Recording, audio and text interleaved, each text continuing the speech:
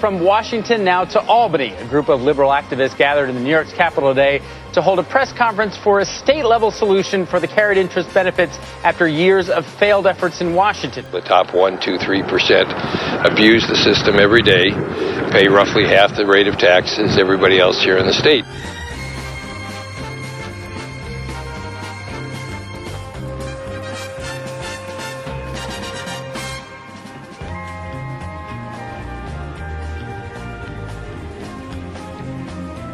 We're looking at this as an opportunity, this one issue we're focusing on, to really give Senator Hatch and Congressman Ryan the opportunity to show that they're not owned by Wall Street.